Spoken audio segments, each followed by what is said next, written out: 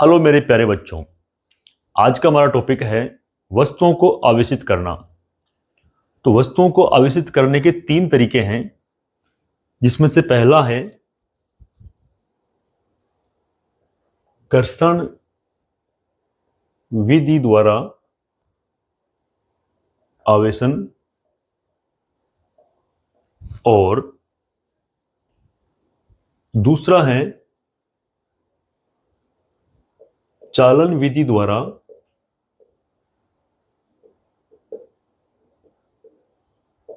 आवेशन और लास्ट जो तीसरा है वो है प्रेरण द्वारा आवेशन। तो ये 3 विधियां हैं जिसके द्वारा हम वस्तुओं को आवेशित कर सकते हैं। तो शुरू करते हैं। पहला पॉइंट, जो पहली विधि है घर्षण विधि द्वारा आवेशित करना। तो देखें यहां पर क्या है, घर्षण का मतलब हो गया यहां पर रगड़ना। जब दो वस्तुओं को आपस में रगड़ते हैं तो एक वस्तु इलेक्ट्रॉन का त्याग करेगी और दूसरी वस्तु इलेक्ट्रॉनों को ग्रहण करेगी। तो जो वस्तु इलेक्ट्रॉन का त्याग कर रही है वो हो जाएगी धनावेशित और जो वस्तु इलेक्ट्रॉनों का ग्रहण कर रही है वो हो जाएगी ऋणावेशित। अब देखो, जैसे कि यहां पर एक कांच की छड़ है, ये कांच की छड़ ली हमने और एक लिया यहां पर रेशम का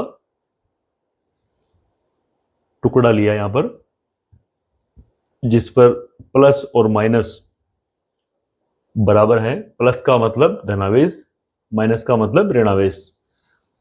तो किसी भी पदार्थ की प्रारंभिक अवस्था में या सामान्य स्थिति में उस पर जितना इलेक्ट्रॉन होता है उतने ही उसके ऊपर प्रोटॉन होते हैं। तो प्रोटॉनों की संख्या और इलेक्ट्रॉनों की संख्या बराबर होने से प्लस माइनस की संख्या क्या हो जाएगी, बराबर हो जाएगी और वो अपनी प्रारंभिक अवस्था में उदासीन रहेगा। तो यहां पर ये रेशम का टुकड़ा है और इनको आपस में हम रगड़ेंगे। तो यहां पर इनके बीच में कौन सी क्रिया कर रहे हैं, इनको रगड़ रहे हैं। तो रगड़ने पर क्या होगा, ऊर्जा उत्पन्न होगी। जब हम दो वस्तु को आपस में रगड़ते हैं तो ऊर्जा उत्पन्न होती है और इन वस्तुओं की जो परमाणु हैं वो ऊर्जा लेते हैं और परमाणु में जो इलेक्ट्रॉन हैं वो ऊर्जा लेकर परमाणु से बाहर आ जाएंगे या परमाणु को त्याग देंगे।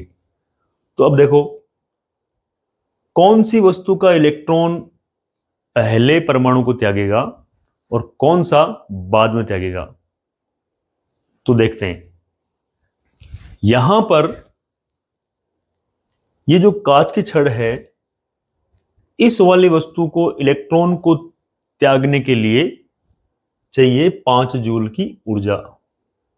ध्यान देना, ये 5 जूल जो है ये फिक्स नहीं है कांच के लिए, ये मैंने समझने के लिए एग्जांपल लिया ऐसे ही। तो 5 जूल की ऊर्जा चाहिए कांच की छड़ को, न्यूनतम ऊर्जा है कि ये इलेक्ट्रॉन त्याग दे। अर्थात 5 जूल की ऊर्जा लेकर कांच की छड़ इलेक्ट्रॉन त्याग सकती है, जबकि 5 से कम ऊर्जा मिलेगी तो ये नहीं त्यागेगी। और रेशम का जो कपड़ा है इसको चाहिए 7 जूल की ऊर्जा। तो अब देखो, रेशम के टुकड़े को चाहिए ज्यादा ऊर्जा इलेक्ट्रॉन का त्याग करने के लिए और कांच की छड़ को चाहिए कम ऊर्जा। तो जब इनमें आपस में हम घर्षण करवाएंगे, रगड़ेंगे, तो ये जो कांच वाली छड़ है ये इलेक्ट्रॉनों का त्याग कर देगी क्योंकि इसको कम ऊर्जा चाहिए। तो ध्यान देना है कि जिस पदार्थ या जिस वस्तु को इलेक्ट्रॉन त्याग करने के लिए ऊर्जा की आवश्यकता कम होती है वो जल्दी से या पहले इलेक्ट्रॉन का त्याग कर देती है। तो इसने जब इनमें आपस में घर्षण करवाया तो कांच की छड़ ने इलेक्ट्रॉन का त्याग कर दिया और रेशम के कपड़े ने उन इलेक्ट्रॉनों को ग्रहण कर लिया। तो ये जो पहली स्थिति थी, इससे हमें एक नई स्थिति मिली कि जो कांच की छड़ थी उसने इलेक्ट्रॉन त्याग दिए, तो पीछे बच गए प्लस के। और यहां जो ये रेशम का जो कपड़ा था, इस पर आ गए माइनस के। तो यहां पर ये कांच है और ये रेशम है। तो देखो यहां पर कांच की छड़ जो है वो हो गई धनावेशित। क्यों? क्योंकि इसने इलेक्ट्रॉन का त्याग किया है। और रेशम की जो ये कपड़ा है रेशम का, ये हो गया ऋणावेशित। तो यहां लिख सकते हैं हम ऋणावेशित। तो देखो, जिस वस्तु ने इलेक्ट्रॉन का त्याग किया वो होगी धनावेशित, और जिस वस्तु ने इलेक्ट्रॉन ग्रहण किए वो हो गई ऋणावेशित। तो कौन सी वस्तु इलेक्ट्रॉन का त्याग करेगी और कौन सी वस्तु इलेक्ट्रॉन ग्रहण करेगी? तो जिस वस्तु को कम ऊर्जा चाहिए इलेक्ट्रॉन का त्याग करने के लिए, वो इलेक्ट्रॉन का त्याग करेगी, और जिस वस्तु को इलेक्ट्रॉन त्यागने के लिए ज्यादा ऊर्जा चाहिए वो वस्तु इलेक्ट्रॉन ग्रहण करेगी। तो अब देखो यहां पर इलेक्ट्रॉन कांच की छड़ से रेशम की कपड़े पर आ रहा है, तो इसका मतलब है कि कौन सी वस्तु के द्रव्यमान में कमी आई और कौन सी वस्तु के द्रव्यमान में वृद्धि हुई। तो देखो, हमें पता है कि एक जो इलेक्ट्रॉन होता है, उस इलेक्ट्रॉन का जो द्रव्यमान है वो होता है me बराबर 9.1 इंटू 10 की घात -31 kg। ये एक इलेक्ट्रॉन का द्रव्यमान है। तो देखो, जब कांच की छड़ ने इलेक्ट्रॉन का त्याग किया और रेशम के कपड़े ने इलेक्ट्रॉन ग्रहण किए, तो कांच की छड़ का द्रव्यमान घट जाएगा और रेशम के कपड़े का द्रव्यमान बढ़ जाएगा। हालांकि इलेक्ट्रॉन का द्रव्यमान बहुत कम होता है, नगण्य होता है, लेकिन कुछ न कुछ मान तो है। तो इसका मतलब है थोड़ा बहुत ही सही, लेकिन ऋणावेशित वस्तु के द्रव्यमान में हल्की सी वृद्धि होगी और धनावेशित वस्तु के द्रव्यमान में हल्की सी कमी होगी। तो ये थोड़ी सी जो मेन चीजें हैं अपनी ध्यान रखनी है। अब देखो, यहां धनावेशित वस्तु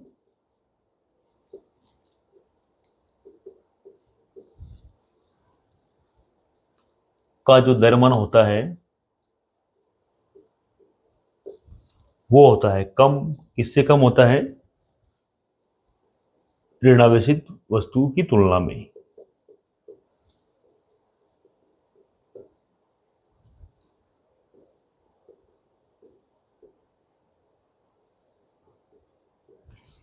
धनावेशित वस्तु का द्रव्यमान घट जाता है ऋणावेशित वस्तु की तुलना में, क्योंकि इलेक्ट्रॉन यहां से यहां आ गए हैं, तो इसका द्रव्यमान बढ़ गया। किसका? जो ऋणावेशित है। और धनावेशित का द्रव्यमान घट गया। तो अतः धनावेशित वस्तु के द्रव्यमान में कमी होती है तथा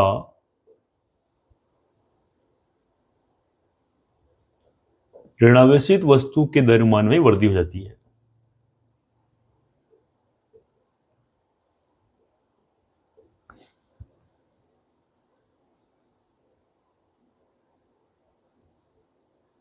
वृद्धि हो जाती है। तो ध्यान देना कि धनावेशित वस्तु के द्रव्यमान में कमी हो जाएगी और ऋणावेशित वस्तु के द्रव्यमान में वृद्धि हो जाएगी, क्योंकि इलेक्ट्रॉन धनावेशित से ऋणावेशित की ओर आ रहा है। अगर हम यहां पर एक प्लास्टिक की छड़ लें, ये हो गई प्लास्टिक की छड़, और यहां लेते हैं हम ऊन का टुकड़ा। वूल जो होती है ये ऊन है। तो शुरुआत की स्थिति में जितने प्लस के हैं उतने माइनस रहेंगे और इनमें भी आपस में घर्षण करवाया या इनको आपस में रगड़ा, तो इनको जो आपस में रगड़ेंगे, रगड़ने पर ऊर्जा उत्पन्न होगी, जिसके कारण एक वस्तु इलेक्ट्रॉन का त्याग करेगी और दूसरी वस्तु इलेक्ट्रॉन का ग्रहण करेगी। तो देखो कौन सी वस्तु त्याग करेगी, जैसे कि यहां पर प्लास्टिक की छड़ है, इसको इलेक्ट्रॉन का त्याग करने के लिए चाहिए 8 जूल की ऊर्जा, न्यूनतम ऊर्जा ये। और ऊन का जो कपड़ा है, टुकड़ा है, इसको चाहिए 5 जूल की ऊर्जा। तो इसके अकॉर्डिंग आपको बताना है कि कौन सी वस्तु इलेक्ट्रॉनों का त्याग करेगी।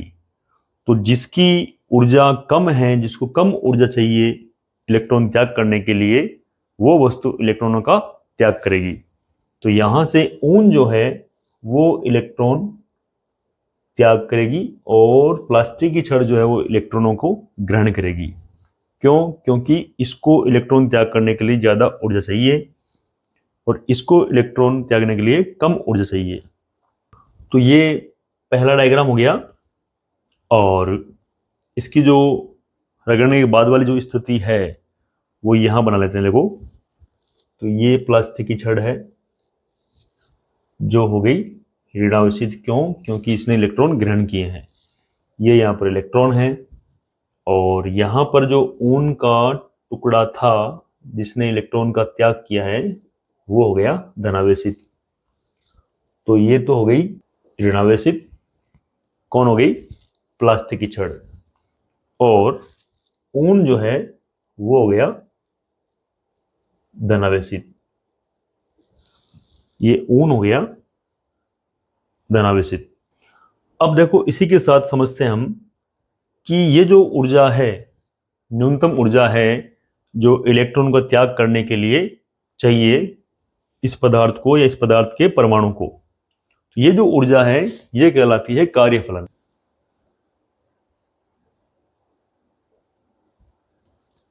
कार्यफलन, वर्क फंक्शन कहते हैं इसको। तो देखो कार्यफलन क्या है? कार्यफलन एक प्रकार की ऊर्जा है जो परमाणु से इलेक्ट्रॉन के त्याग करने के लिए चाहिए। तो कार्यफलन क्या है? किसी भी परमाणु से इलेक्ट्रॉन का त्याग कराने के लिए आवश्यक न्यूनतम ऊर्जा कार्यफलन कहलाती है। तो देखो इसकी परिभाषा लिखते हैं यहां पर। किसी परमाणु से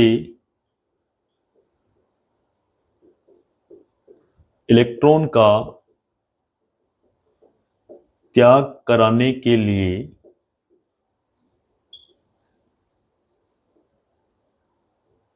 आवश्यक न्यूनतम ऊर्जा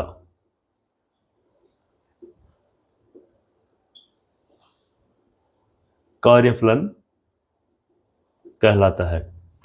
तो कार्यफलन क्या है? कार्यफलन एक प्रकार की ऊर्जा है जो किसी परमाणु से इलेक्ट्रॉन को बाहर निकालने के लिए उस परमाणु को चाहिए, या यूं कहें इलेक्ट्रॉन को चाहिए।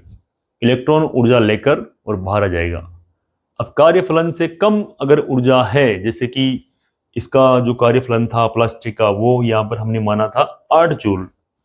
अगर इसको 8 जूल से कम ऊर्जा मिलेगी तो ये इलेक्ट्रॉन का त्याग नहीं करेगा। और ऊन का जो टुकड़ा है, अगर इसको 5 जूल से कम ऊर्जा मिलेगी तो ये भी इलेक्ट्रॉन का त्याग नहीं करेगा। अब न्यूनतम 5 जूल चाहिए इसको इलेक्ट्रॉन का त्याग करने के लिए।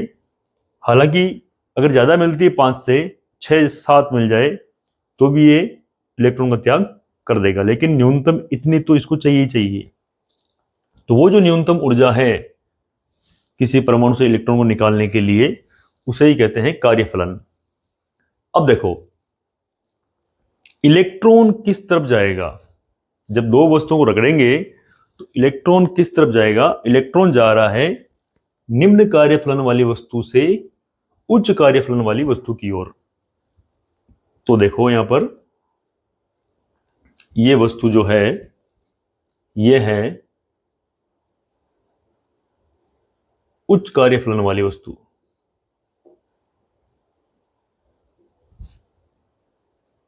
और दूसरी जो वस्तु है ये है निम्न कार्य फलन वाली वस्तु। तो यूं कहें तो ये वस्तु ए है, ये वस्तु बी है। जब इनमें आपस में घर्षण करवाएंगे, इनको रगड़ेंगे, तो इलेक्ट्रॉन जाएगा निम्न कार्य फलन वाली वस्तु से उच्च कार्य फलन वाली वस्तु की ओर। ये इलेक्ट्रॉन है यहां पर, तो ये क्या है यहां पर, ये इलेक्ट्रॉन है। तो यहां पर इलेक्ट्रॉन का स्थानांतरण निम्न कार्य फलन वाली वस्तु से उच्च कार्य फलन वाली वस्तु की ओर होगा। उच्च कार्य फलन वाली वस्तु जो है वो रगड़ने के बाद में या घर्षण करने के बाद में हो जाती है ऋणावेशित, और निम्न कार्य फलन वाली जो वस्तु है रगड़ने के बाद हो जाती है धनावेशित। तो और जो ऋणावेशित होती है उसके द्रव्यमान में होती है वृद्धि, क्योंकि इलेक्ट्रॉन ग्रहण कर रही है वस्तु, तो द्रव्यमान में क्या हो गई, इसके वृद्धि हो गई। और धनावेशित वस्तु के द्रव्यमान में हो जाएगी कमी, क्योंकि ये इलेक्ट्रॉन का त्याग कर रही है, तो इसके द्रव्यमान में कमी हो जाएगी। तो ये जो है वस्तुओं को आवेशित करने का मतलब क्या है, दो वस्तुओं में से एक वस्तु इलेक्ट्रॉन का त्याग करेगी, तो त्याग करने वाली हो गई धनावेशित, और दूसरी वस्तु उन इलेक्ट्रॉनों को ग्रहण करेगी, ग्रहण करने वाली वस्तु होगी ऋणावेशित। अब बात यह है कि यहां पर स्थानांतरण जो हो रहा है एक वस्तु से दूसरी वस्तु पर, वो केवल इलेक्ट्रॉन का ही होगा। यहां पर आप प्रोटॉन का स्थानांतरण कराने की सोचना है मत, क्योंकि प्रोटॉन जो है वो नाभिक में होता है, और नाभिक में न्यूट्रॉन से प्रबल नाभिकीय बलों द्वारा बंधा रहता है, तो वो एक वस्तु से दूसरी वस्तु पर नहीं जा सकता।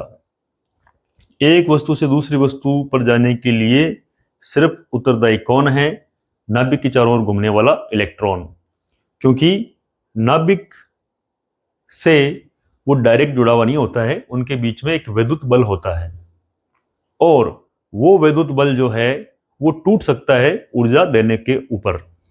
तो इस प्रकार हमने आज सीखा कि वस्तुओं को किस प्रकार आवेशित कर सकते हैं।